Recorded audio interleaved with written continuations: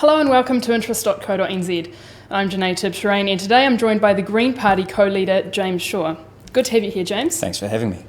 We're catching up this morning further to the Green Party and Labour this morning releasing a joint fiscal strategy ahead of this year's election. So James, I just wanted to touch on a few of the themes that you've announced and I guess really just flesh out some of the figures as well. Sure. So firstly, big sort of part of what you've announced is reducing net debt from where it is now at 25% to 20% of GDP over 5 years. But then you'd also like to keep government spending it where it is now at around 30% of GDP. So how are you going to reduce debt but keep spending the same? The economy is currently going through an expansionary phase, so there is actually a bit more cash available. These are the surpluses that Bill English has been kind of banging on about for some time. We also want to restructure some of the existing spending commitments because, some of the things that we want to do, we think don't necessarily need to add on any more into government spending than is already there. Certainly when it comes to the Greens, we are looking at revenue options as well. So, I don't think it's too much of a commitment to have to make. We've given ourselves a bit more headroom than the national government, who have said that they want to reduce core crown debt to 20% by 2020. That's quite a tight time frame. Sure. And we've given ourselves about two more years to get to that target. Okay, right. So that reduction in debt, to my knowledge, if GDP stayed the same as it is now, it's about $11 billion reduction in a year. So that's a lot of money. How are you going to reprioritise your spending to actually generate some of that money? Well, there are some things that I think are fairly well known, at least, when it comes to Green Party spending priorities. So if you look at the transport budget, for example, 90% of transport funding in this country goes on motorways, some of which have got very, very poor benefit-cost ratios. You saw, like a couple of weeks ago, there was an announcement that the Pūhoi to Wellsford extension, the cost has blown out from 495 million to 2 billion, so it's gone up by, doubled and then doubled again. Sure. And even when it started, it only had a benefit-cost ratio of 0.25%. So, we believe in reprioritising some of the transport budget, for example, so that we get much more balanced transport system, which is more focused on the efficient transport of freight and people.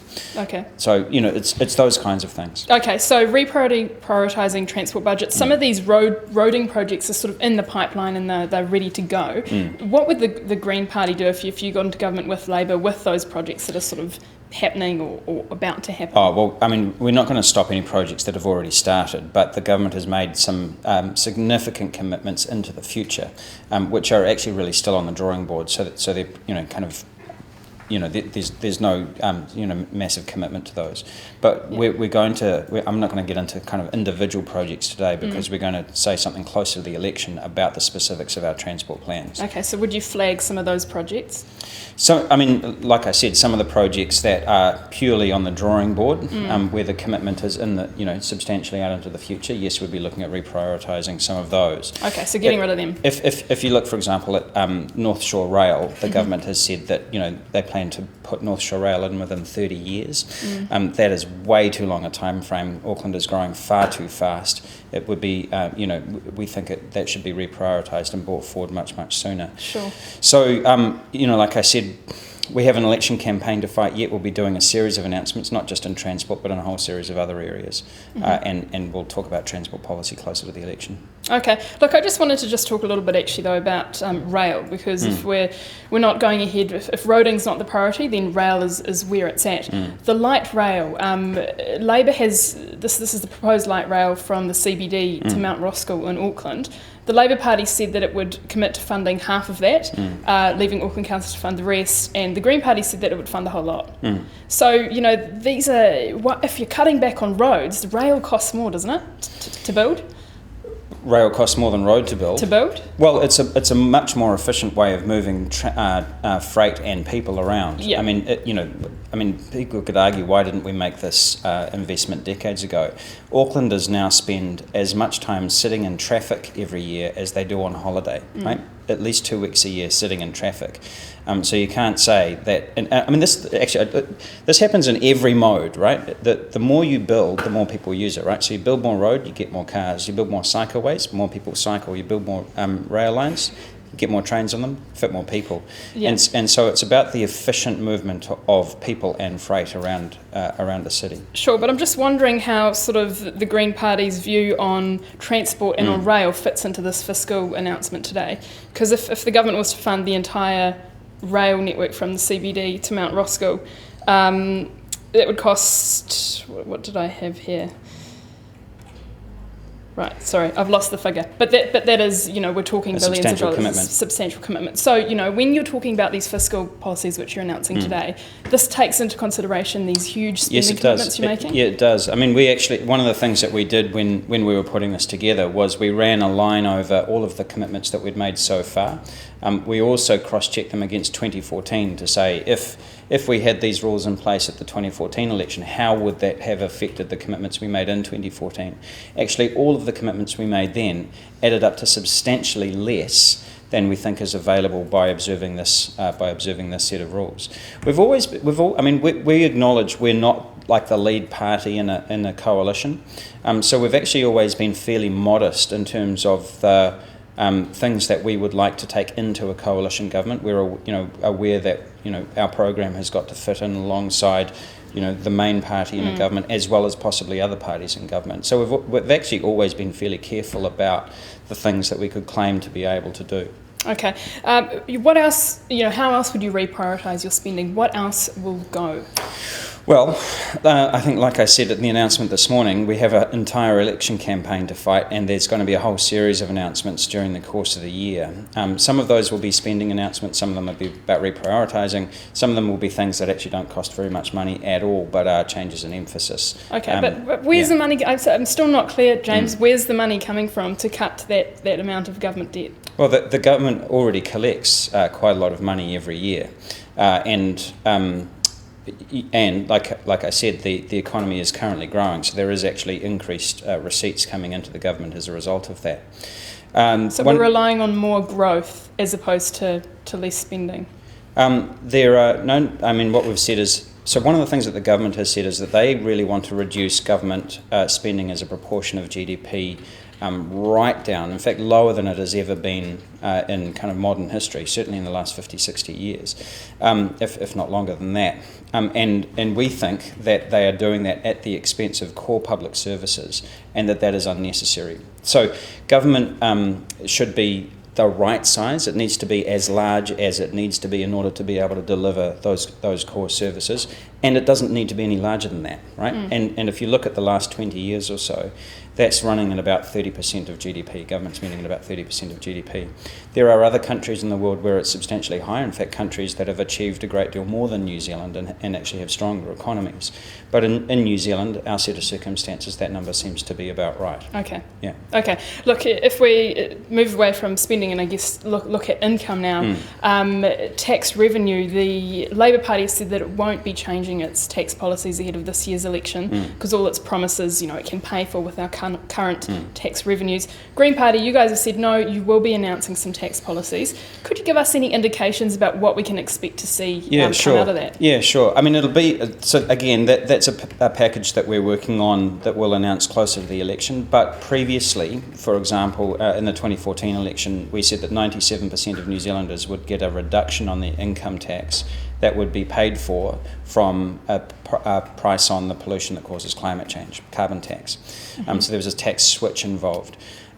We also have always said that you've got to have a capital gains tax in this country to help redress, won't fix it completely, but to help redress the imbalance between the way that we tax property versus other asset classes, and that sort of imbalance between the productive economy and the property sector.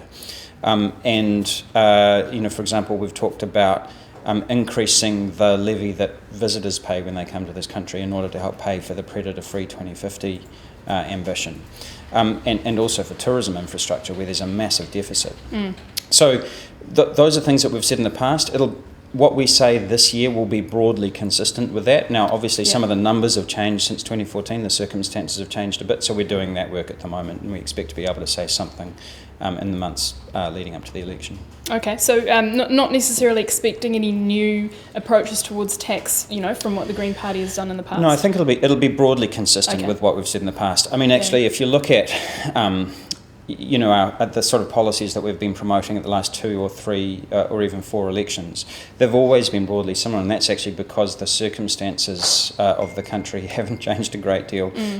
Climate change is getting worse, our emissions are going up, our rivers are getting worse off, you're getting greater increased entrenched poverty at the bottom end of society, and so on. And so the policy solutions to those, haven't changed a great deal, but they do need updating. You do have to stay, aware of what the current economic circumstances of the country are. So that's the work that we're doing at the moment. All right, and look, just talk about capital gains tax. Andrew Little has walked away from that, and the Labour Party's instead suggested it would increase the bright lines test that we have at the moment. How sort of flexible do you think they might be on that? Because capital gains tax was once kind of like a big thing that the left campaigned on. Do you think that might be an issue you could sort of twist their arm on? Like any government, the ability of coalition partners to influence the shape of that government really comes down to their numbers in Parliament, proportional to the other parties.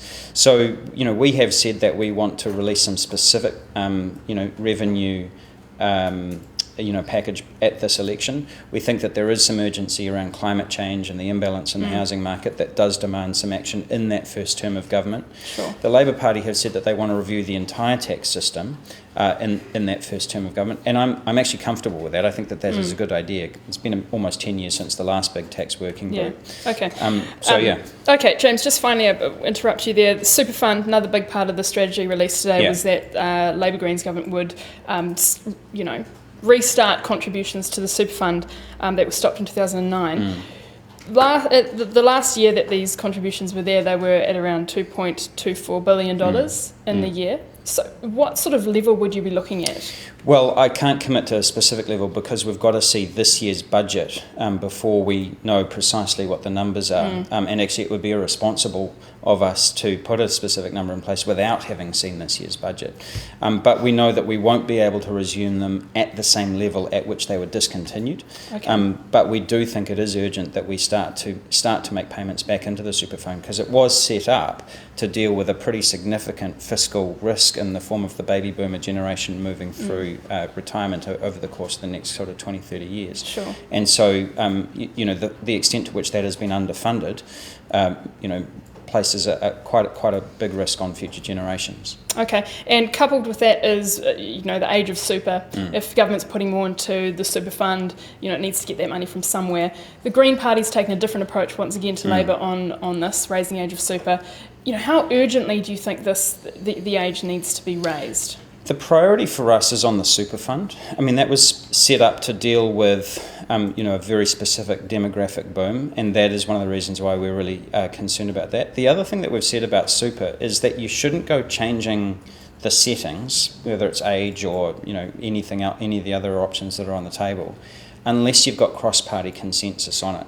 So we've had a cross-party consensus on superannuation for most of the last 25 years. That's lasted us pretty well. The problem is with super, like a number of other things, like whether it's climate change or infrastructure, some of these long-run things that the country is facing, is if different governments come in and then change things every time, then the whole thing falls apart. So I had some real concerns with the government's announcement recently because they weren't seeking to try and create, they just said that they were going to do that. And that leaves the way open for other governments to come in the not too distant future and change things around even more. So what would you do? You need much longer term consistency than that. Okay. When if you were put into government, if it wasn't for the Labour Party having their view, when would you like to see that age raised? Well, I mean, for us again, the priority is actually on the super fund contributions. So that is actually the priority. If you had to make a call on raising the age of super. Well, at the moment we actually wouldn't raise it, and And a large part of that is because we don't feel that there is yet any kind of consensus that would hold over the time period at which you need to do that. But you have to, give people some warning. You have to say, look, in 10 years and 20 years it's going to go up. Just be prepared, and this is how we're going to stage it. Well, that's precisely my point. Yeah. Right. That's why you need that long-term policy stability. So when do you think that people should know that we need to work towards this date? What's that date? That date is when you've got cross-party consensus, because that about that change.